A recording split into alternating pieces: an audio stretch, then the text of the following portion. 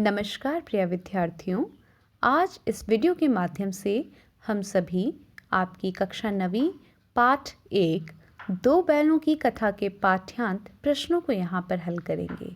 इस वीडियो के बाद आप सभी को प्रश्न अच्छे से समझ भी आ जाएगा तथा आप अपनी उत्तर पुस्तिका में सही ढंग से उसे लिख पाएंगे। चलिए तो शुरू करते हैं। सबसे पहला प्रश्न है, कांजी हाउस में कैद पशुओं की हाजिरी क्यों ली जाती होगी? तो इसका उत्तर कुछ यूँ हो सकता है, कांजी हाउस में कैद पशुओं की हाजिरी लेने के निम्नलिखित कारण रहे होंगे, जिनमें से पहला कारण है कि पशुओं की संख्या का ठीक ठीक पता चल सके। फिर दूसरा, यदि कोई पशु बीमार हो तो इसका पता लगाया जा सके। तीसरा, समूह में उत्पात मचाने वाले पशुओं की अलग से व्यवस्था की जा सके। चौथा, पशुओं की संख्या नीलामी के योग्य है या नहीं, इसका भी पता लगाया जा सके। पांचवा, कोई पशु नया आया हो तो उसका पता लगाया जा सके। आइए अगला प्रश्न देखते हैं।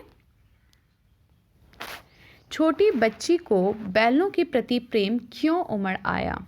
छोटी बच्ची की माँ मर चुकी थी। उसकी सौतेली माँ उस पर बहुत अत्याचार करती थी। अपनों से बिछड़ने का दुख वह जानती थी। हीरा मोती भी अपने घर से दूर थे। उन्हें भी अपनों का स्नेह नहीं मिल रहा था। दिन भर काम करवाने के बाद उन्हें सूखा भूसा खाने को दिया जाता था और उन पर डंडे बरसाए जाते थे। छोटी बच्ची छल प्रपंच से अभी दूर थी। उसे बैलों की स्थिति अपनी जैसी ही लगती थी। उन बैलों पर अत्याचार होते देखकर उसका मन द्रवित हो गया। द्रवित यानी पिघल गया। उसके मन में उन बैलों के प्रति प्रेम उमड़ आया। आइए तीसरा प्रश्न देखते हैं। बहुत ही इम्पोर्टेंट प्रश्न है। दो बैलों की कथा में बैलों के माध्यम से कौन से नीति विषयक मूल्य उभर कर आए हैं? नीति विषयक यानी मोरल वैल्यूज। आइए देखते हैं कौन कौन से नीति विषयक मूल्य उभर कर आए हैं। निम्नलिखित नीति विषयक मूल्य उभर कर आए हैं। पहला, सच्ची मित्रता। मुसीबत के समय हीरा मोती एक दूसरे का साथ निभाते हैं। एक के मुसीबत में होने पर दूसरा भी साथ नहीं छोड़ता है। ये तो हो गया एक पॉइंट। अगला पॉइंट होगा मिलजुल कर रहने की भावना। हीरा मोती बलशाली सांड को हराकर एकता में शक्ति की कहावत को सच सिद्ध करते हैं, है ना? वो दोनों ऐसे ही करते हैं। पाठ में आपने पढ़ा होगा, मिल करके एक दूसरे के साथ मिलकर उस सांड को हरा देते हैं। तीसरा, निस्वार्थ परोपकार की भावना। हीरा और मोती कांजी हाउस की दीवार गिराकर अधमरे जानवरों को भगाकर अपनी निस्वार्थ परोपकार की भावना का प्रदर्शन करते हैं। ऐसा करने पर वे स्वयं मुसीबत में फंस जाते हैं, पर उन्हें इसका कोई डर नहीं होता। अगला होगा पॉइंट इसका, नारी जाति का सम्मान। हीरा और मोती नारी का सम्मान करते हैं। वे स्त्री जाति पर हाथ उठाने का विरोध करते हैं। और फिर आप ये भी लिख सकते हैं कि स्वतंत्रता प्रिय, वो दोनों स्वतंत्रता प्रिय थे। हीरा और मोती गया के घर कांजी हाउस तथा बधिक के हाथों में रहते हुए भी अपनी स्वतंत्रता के लिए संघर्ष करते हैं और अंततः वे इसमें सफल भी होते हैं। धर्मपरायणता यानी धर्म मानने वाला। हीरा मोती गया द्वारा पीटे जाने पर उसकी जान नहीं लेते। मोती के कहने पर कि मुझे मारेगा तो मैं भी एक दो को गिरा दूंगा। हीरा उसे समझाता है कि नहीं, हमारी जाति का यह धर्म नहीं है। अपनी जाति का जो भी धर्म है उसे मानना। अच्छा, ये जो अगला प्रश्न आपके समक्ष है, चौथा प्रश्न, वो भी बहुत ज़्यादा ज़रूरी है और इसमें ये प्रश्न अक्सर पूछ लिए जाते हैं, परीक्षा की दृष्टि से भी इम्पॉर्टेंट है। दो बैलों की कथा में प्रेमचंद ने गधे की किन स्वभावगत विशेषताओं के आधार पर उसके प्रति रूढ़ अर्थ मूर्ख का प्रयोग न कर किस नए अर्थ की ओर संकेत किया है? हमने पाठ पढ़ते हुए इस पर चर्चा भी की थी, आप सभी को ध्यान होगा। आइए देखें।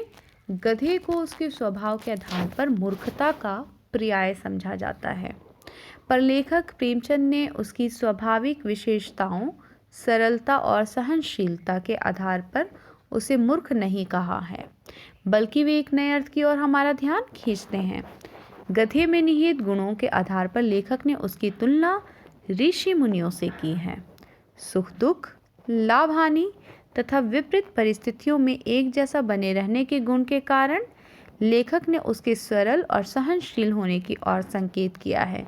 किसकी ओर संकेत किया है? सरल और सहनशील। उसकी सहिष्णुता को ऋषि मुनियों के समान बताया है, जो हर परिस्थिति में एक समान व्यवहार करते हैं। प्रश्न 5वां देखेंगे हम सभी। प्रश्न 5, किन घटनाओं के आधार पर हमें पता चलता है कि हीरा और मोती में गहरी दोस्ती थी? तो इसका उत्तर हम ऐसे लिखेंगे, निम्नलिखित घटनाओं के आधार पर हमें पता चलता है कि हीरा मोती में गहरी दोस्ती थी। सबसे पहला पॉइंट, हीरा और मोती एक दूसरे को चाटकर और सूंघकर एक दूसरे के प्रति अपना प्रेम प्रकट करते थे। अगला पॉइंट, जब इन दोनों को हल में जोता जाता तो दोनों की यही कोशिश हो रहती कि ज़्यादा से ज़्यादा भार उनकी पीठ पर हो। तीसरा, गया ने जब हीरा की पिटाई करी तो मोती दुखी होकर हल लेकर भागा, जिससे हल जोत जुआ सब टूट गए। और फिर उसके बाद और भी दोस्ती के कुछ ऐसे ही पॉइंट्स हैं, आप सभी देखें। सांड ने जब एक बैल पर आक्रमण किया तो दूसरा सांड के पेट में सींग घुसेड़ देता है। इस प्रकार दोनों ने सांड को भगा दिया।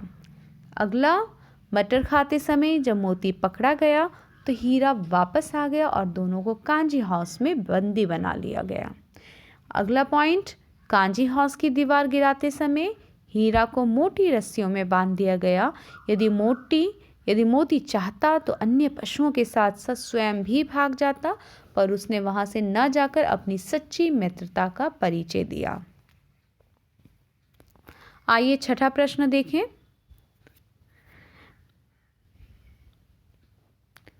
लेकिन औरत जात पर सींग चलाना मना है, ये भूल जाते हो? हीरा के इस कथन के माध्यम से स्त्री के प्रति प्रेमचंद के दृष्टिकोण को आपको स्पष्ट करना है।